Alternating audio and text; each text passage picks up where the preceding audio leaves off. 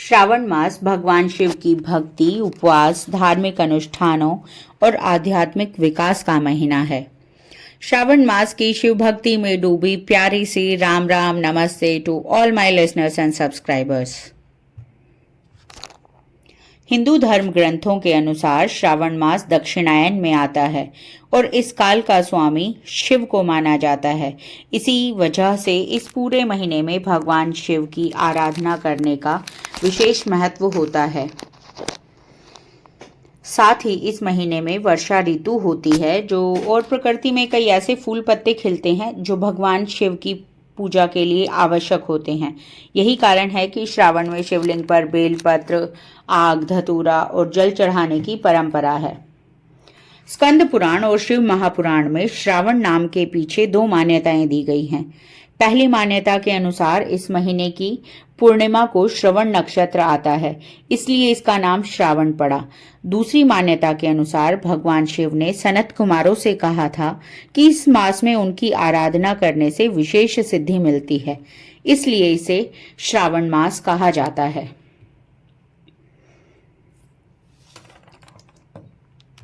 श्रावण मास में विभिन्न भक्तजन अलग अलग तरीके से भगवान शिव की पूजा आराधना करते हैं और भगवान शिव ठहरे भोले भंडारी। वो तो एक लोटा जल श्रद्धा भाव से चढ़ाने पर ही खुश और संतुष्ट हो जाते हैं। फिर भी शिव महापुराण की कथाओं का श्रवण और वाचन इस पवित्र महीने में अनिवार्य और सुखदायक होता है। अपने समय और अपनी सुविधा के अनुसार हम शिव कथाओं का आनंद ले सकते हैं। अपनी इसी मंशा से मैं श्रावण मास महात्म्य का पठन और वाचन शुरू कर रही हूँ, जिसमें 30 अध्याय हैं। मेरी इस वीडियो में मैं प्रस्तुत कर रही हूँ श्रावण मास महात्म्य का पहला अध्याय। ओम नमः शिवाय।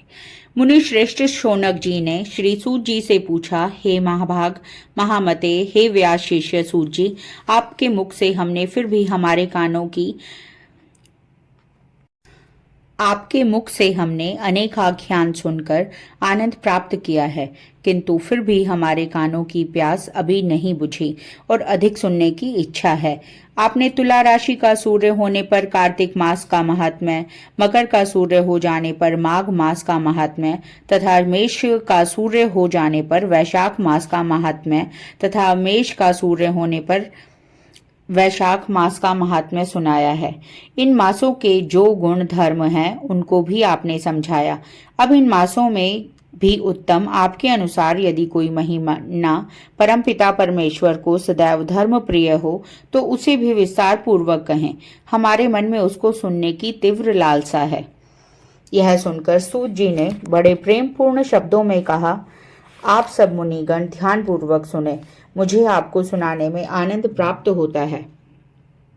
आप सर्व गुण संपन्न हैं, अर्थात अच्छे श्रोता के जो 12 गुण बताए जाते हैं, यथा दंभ रहित, आस्तिक बुद्धि, शठता रहित, परमात्मा में अटूट भक्ति, सुशील स्वभाव, धैर्य युक्त, पवित्र, तपस्वी और दोषारोपण रहित होना, वे सभी गुण आप लोगों में हैं। इससे मैं प्रसन्न होकर आपसे तत्व की बात कहता हूँ। धर्म को जानने की इच्छा से बुद्धिमान सनत कुमार ने परमेश्वर को दोनों हाथों से नमस्कार कर भक्ति पूर्वक पूछा, हे देवों के देव महादेव, अनेक योगियों के ध्येय चरण कमल, आपसे अनेक व्रत और धर्मों का वृतांत सुना, किंतु इस समय हमारे हृदय में एक ऐसे मास का महात्म्य श्रवण करने की अभिलाषा है जो 12 मासों में सर्वोत्तम, आपको अत्यंत प्रसन्न करने वाला तथा जो सब कर्मों का सिद्धि प्रदाता हो। हे देव, जिस मास में कर्मों के करने से ही अनंत फल की प्राप्ति हो, संसार के कल्याण के लिए ऐसे मास के सभी धर्म। हे मुने, दूसरे मास इस मास की एक कला को भी नहीं प्राप्त कर सकते। संपूर्ण श्रावण मास धर्म रूप और व्रत रूप है। इस मास में कोई भी दिन व्रत शून्य नहीं देखा गया। यहाँ पर मैं जो कुछ कहता हूँ वह अर्थवाद नहीं है, अतः जिज्ञासु, भक्त, दुखी, बुभुक्षु और अर्थी, इन चारों जनों द्वारा अपनी अपनी अभिष्ट सिद्धि हेतु यह मास सेवन योग्य है। सनत कुमार बोले, हे ईश्वर, आपने अभी कहा है कि इस मास में कोई भी दिन शून्य नहीं है। हे श्रेष्ठ, उसे आप मुझसे विस्तार पूर्वक कहें कि किस तिथि में कौन सा व्रत किस वार में होता है और इस व्रत का अधिकारी कौन है, फल तथा विधि क्या है, देवता तथा पूज्य कौन है, पूजन उद्यापन विधि क्या है, देवता तथा पूज्य कौन है, पूजन सामग्री में क्या क्या वस्तु होती हैं, प्रधान पूजन किसका है, जागरण विधि क्या है, किस प्रकार व्रत का यह क्या समय है। हे प्रभु, यह सब आप मुझसे कृपा करके कहें। आपको श्रावण मास कैसे प्रिय हुआ, इसे पवित्र मास किस कारण से कहा गया, इस मास में कौन अवतार उत्तम माना गया, इस मास में कौन सा अनुष्ठान करने योग्य समझा गया। हे प्रभु, हे दयालु, आप यह सब प्राणियों के उत्तरार्ध मुझसे कहें। रविवार, सोमवार, मंगलवार, बुधवार, बृहस्पतिवार, शुक्रवार तथा शनिवार को जो व्रत आदि किए जाते हैं वह कृपा कर मुझसे कहें। आप सबके अधिकारण हैं, अतः आदिदेव भी कहे जाते हैं। अन्य देवता आपसे छोटे होने के कारण आप महादेव कहे जाते हैं। पीपल के वृक्ष में ब्रह्मा, विष्णु और शिव तीनों देवों का निवास है।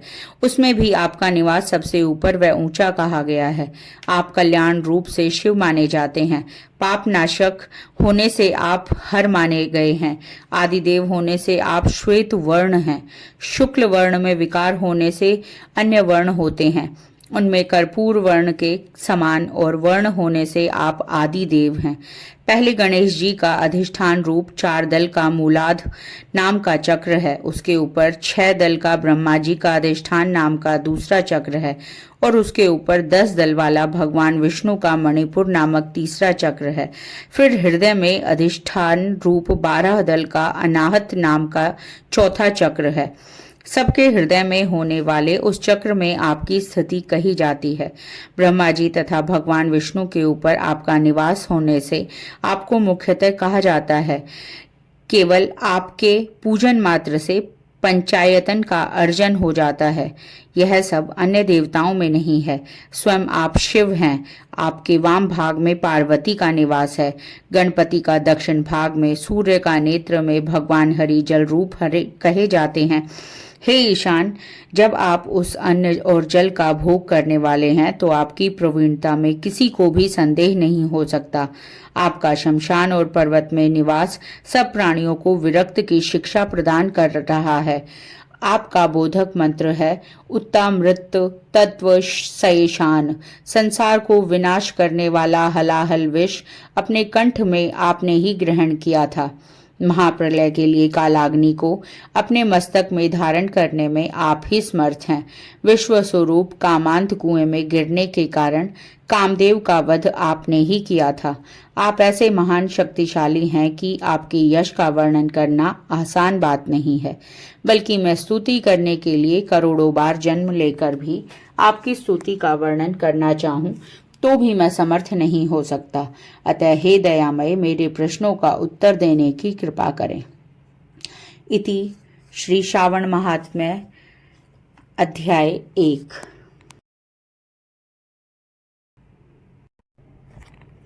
ओम नमः शिवाय। जय शिव।